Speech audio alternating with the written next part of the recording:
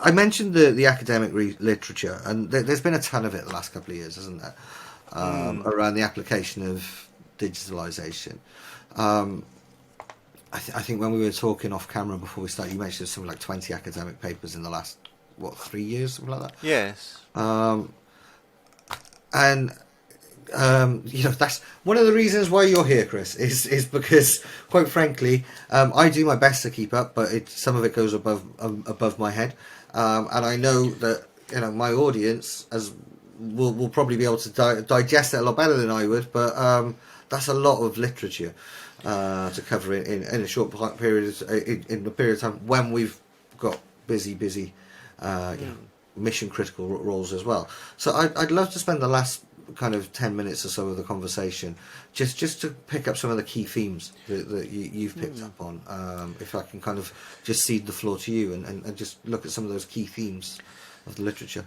Yeah, I mean, there's obviously a range of different things, and when I talk about academic papers, I mean these are generally not written by academics just sitting there, gazing at their navels. They're written after quite detailed, interviews, case studies with companies in a range of sectors. So they are essentially trying to synthesize the practice and try to sort of put it more into a framework which has applicability for other companies. I mean, I think one of the interesting approaches has been this idea of the journey, which we have already spoken about for servitization, and the digitalisation journey. And because I think if you accept that remote monitoring of your product estate is quite a useful thing,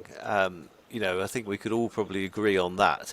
But then, what do we find when we go out to a customer's estate of products? Well, they're often not all going to be from the same vendor, are they? So they're going to be like a multi-vendor product estate. So the sort of the journey, if you like, that I think a lot of academics have envisaged is leading to this idea of a platform approach. So the platform where suppliers and customers are both sort of interacting, and we see platforms obviously with in our daily lives through Uber, Airbnb, but platforms in a B2B environment I think are going to be quite important, and I guess the vision for the platform in this context is perhaps so I'm a manufacturer of equipment, and I develop a remote monitoring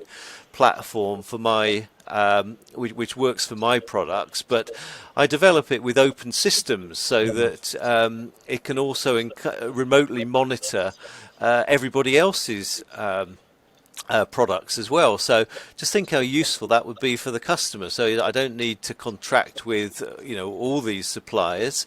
I can just contract with one supplier, either a manufacturer or a third party, and get this overview of my whole equipment estate. So this platform business model, as it's sometimes called, is very much seen as the desirable endpoint.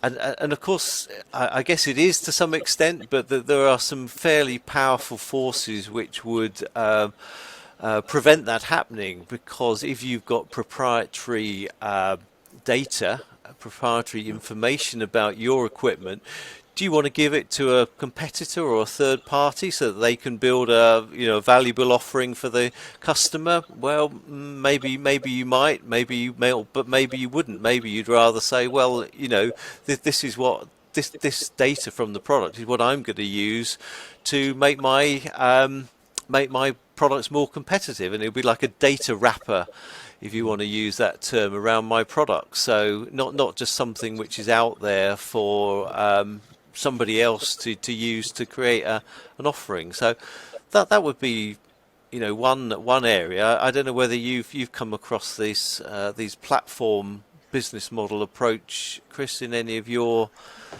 dealings with the companies. Yeah, it's an interesting one. I think I mean, it's funny enough. It's something that we're echoing on FSN.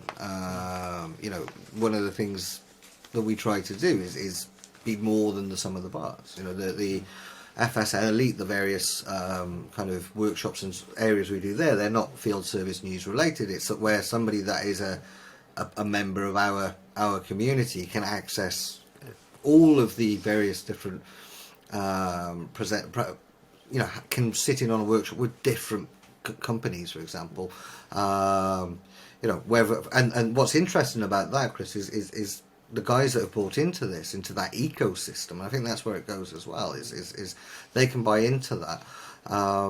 And they've you know, they'll be competing, but they see the advantage of being on one ecosystem and working together.